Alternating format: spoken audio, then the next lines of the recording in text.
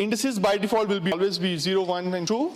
And similarly, if you want to select multiple columns, you can simply pass the list of the names of the columns that you want to fetch. And any guesses what the structure will be there? Exactly, like easy, right? So easy. So yeah, it will be DataFrame, and if you want to fetch a row, you can just simply pass the index of the row. We just pass the index of the row to the location map, which is LOC, and it will give you another series.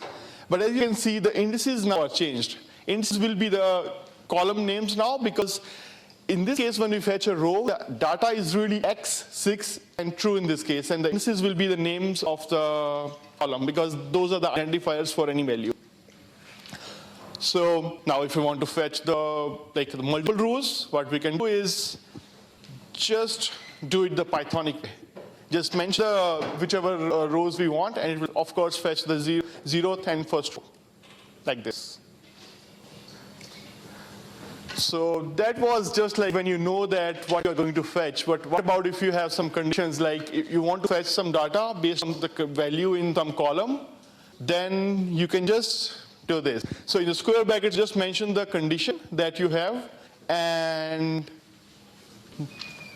easy to guess that it will be a data frame. It will just return those rows which satisfy the condition.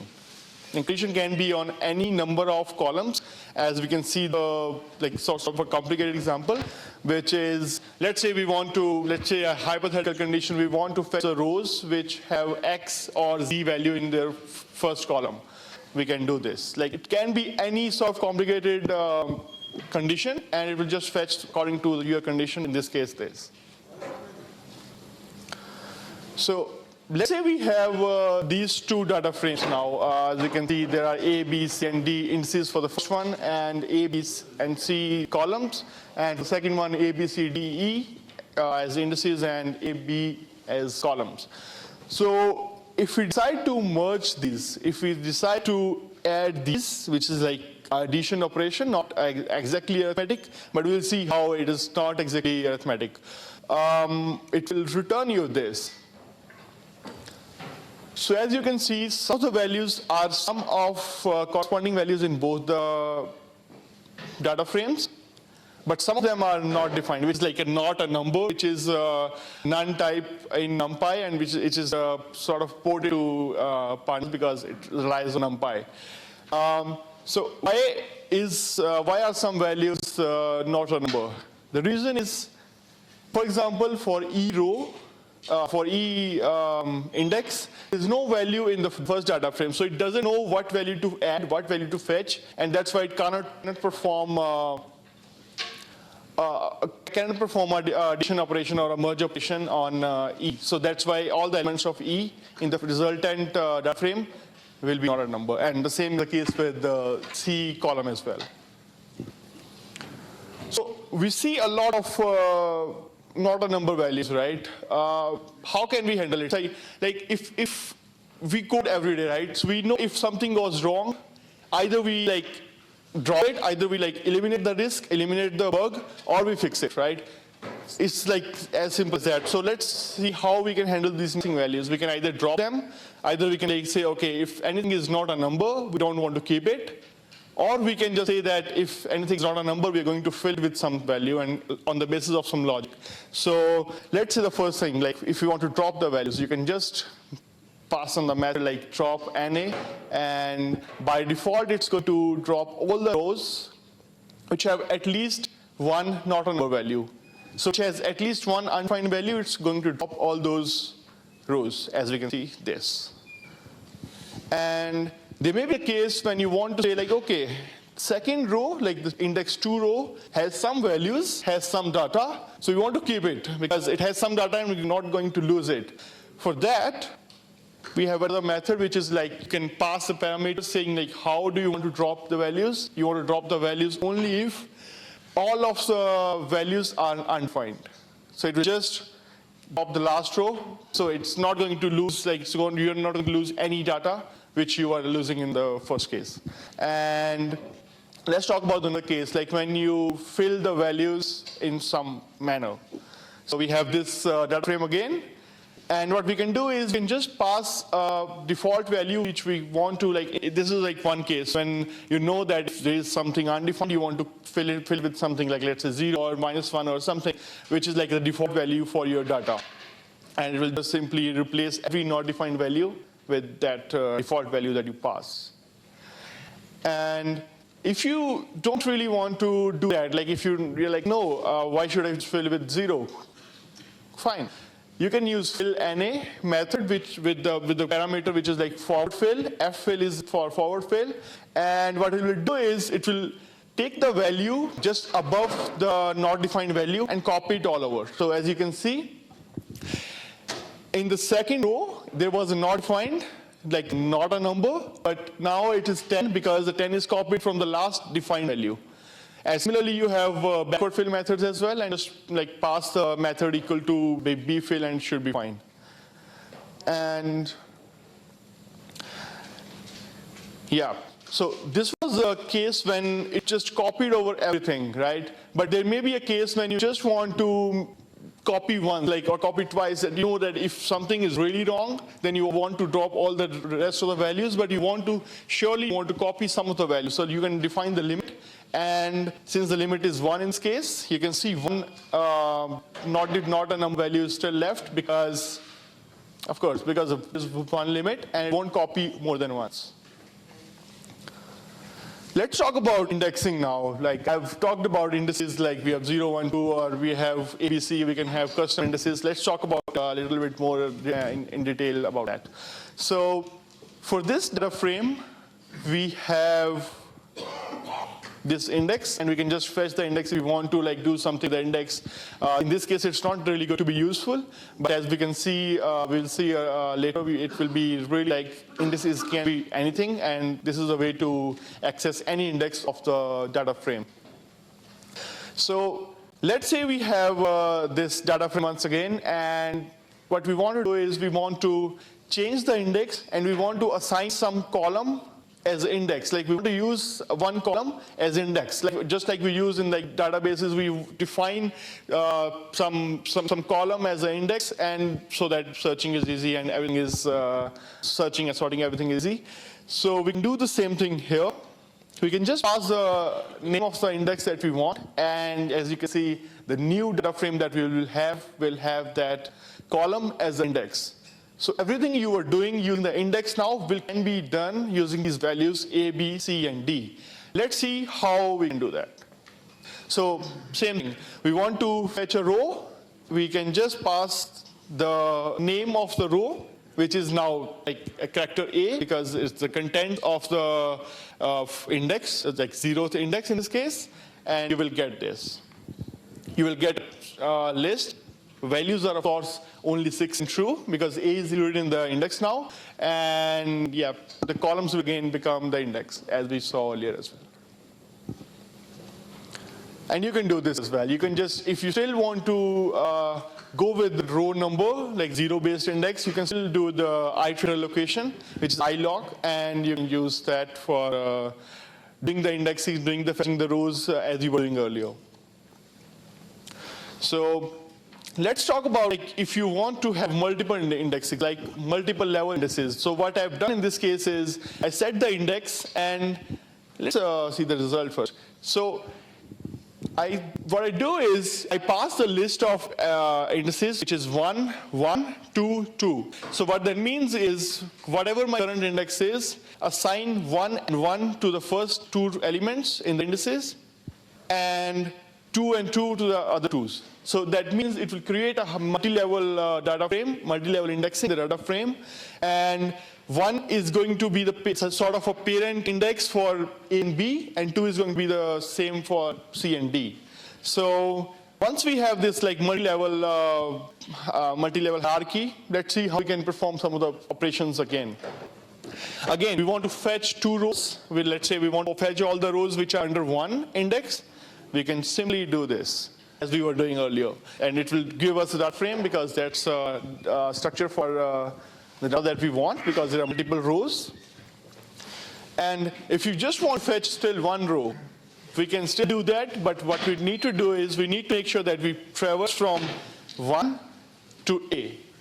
So we can simply pass a list of all the indices, the sort of hierarchy that we want to pass on, and it will just return list again.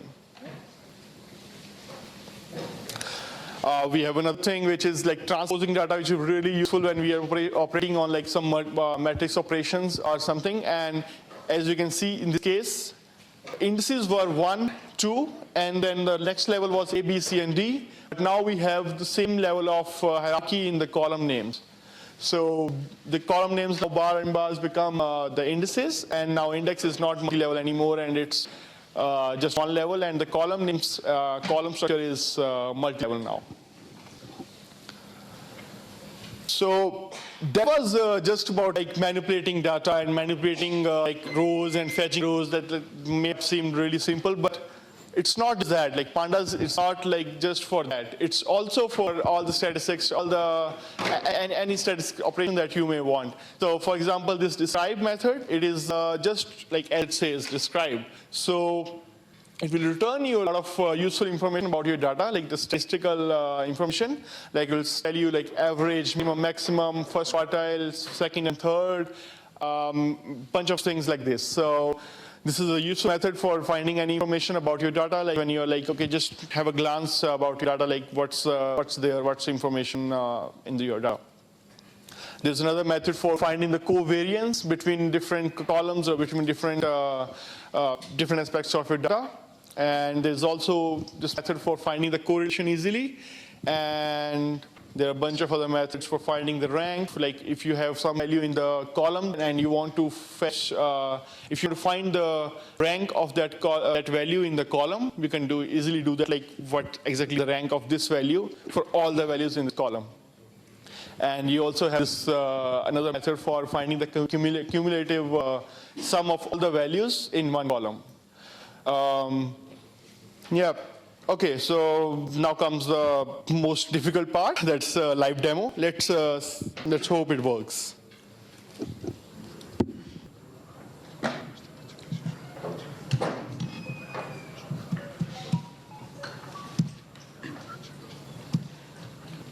Yeah.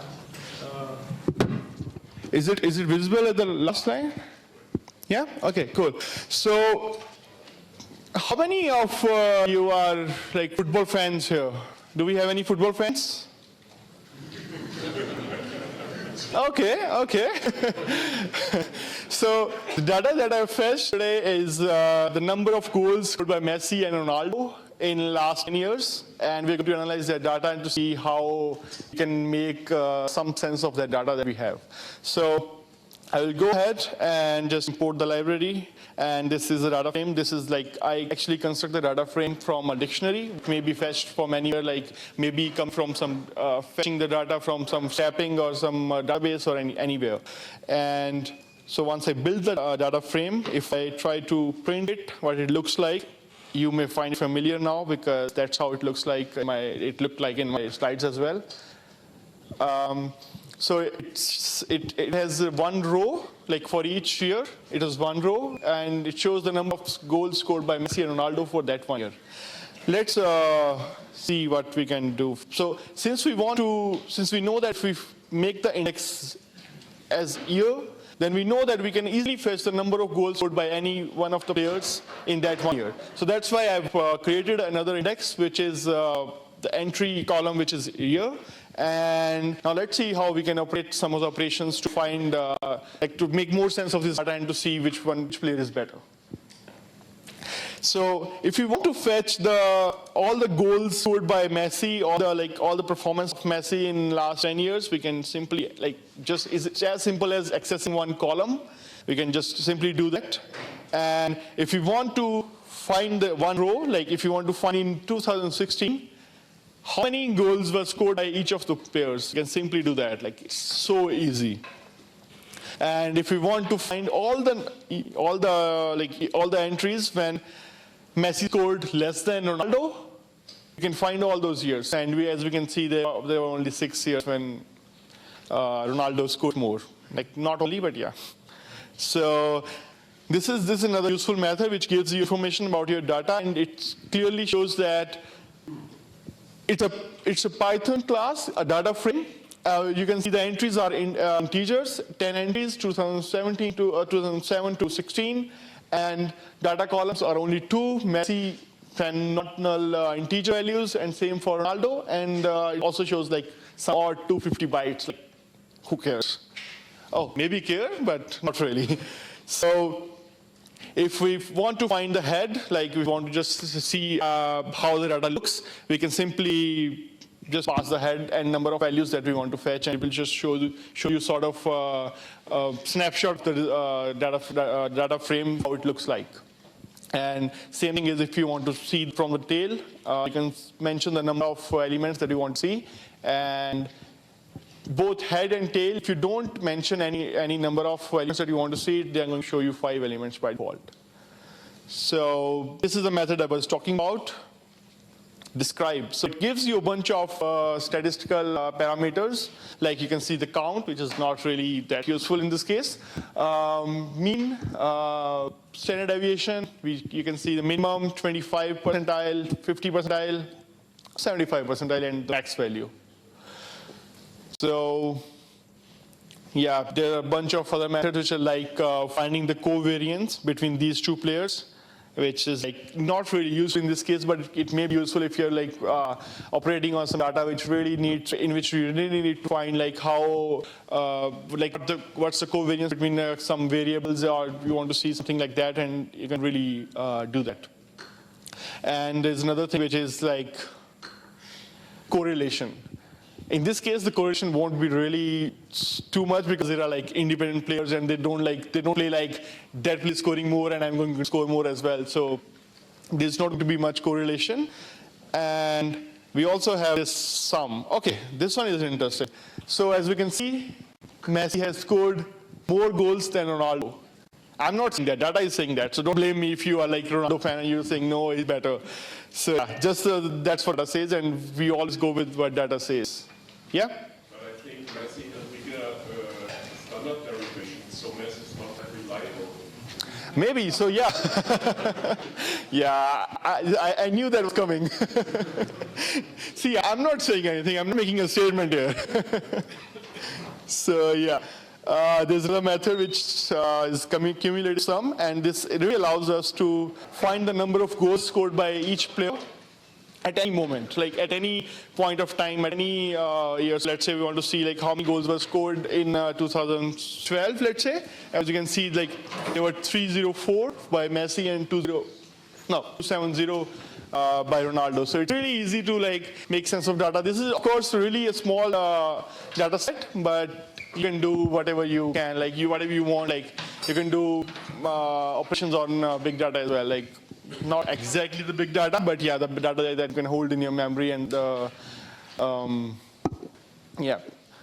And yeah, that's all I have for the demo. And no. Okay. Anyway, I'm done. Yeah. Thanks.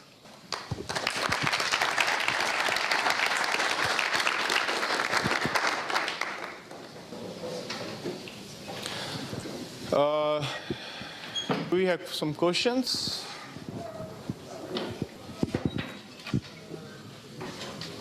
No? Yeah. So you have follow-up. Is it used to be sequence element? No. So data type for each of the element can be anything. Like it doesn't have to be same. Yeah, you can mix it, but it's going to be difficult for you if you have to manipulate the data. If you want to like put some condition on that, it's really going to be you have to check for each value. Like let's say you have integers and strings, right, in one column. Yeah, you can have that definitely, but when you have like faster data, you have to recheck. Like if you are giving some condition, you have to check the type and then compare. So it's really going to be like difficult for you to make sense of data, to analyze the data. And you can find me on this social link, and yeah, reach out to me if you have anything to talk about, anything interesting to talk about. So do we have any questions? Yeah? How big of a data set would I have to have where Pandas? It's a question that how big data should be to use Pandas. It should be more than one element. That's it. That depends on memory, because all the data that it's going to have is going to be in memory. So it just depends on what system you are on, and it's really system dependent. So it is of course, there's going to be complexity thing as well, but that's sort of proportional to what how big your data is. Do we have more time? Yeah. Do we have any more questions? So I guess there's no function for adding a second column because you have the second index 1, 1, 2, 2, and then you transform the data frame. I'm not sure I understand your question.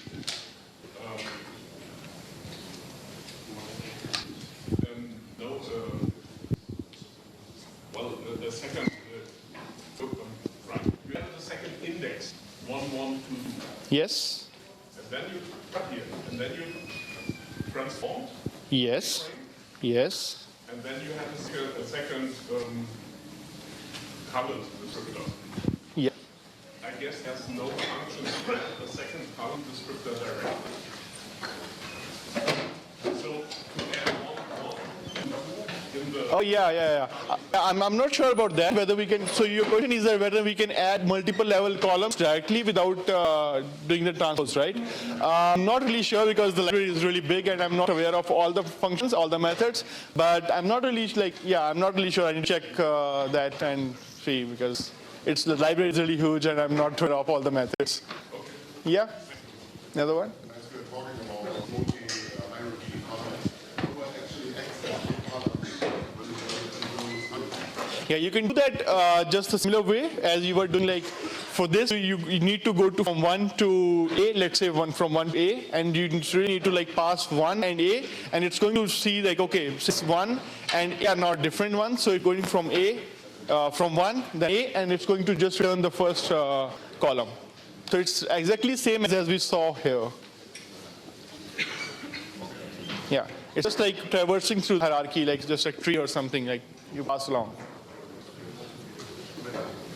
Any more questions? Okay, thank you.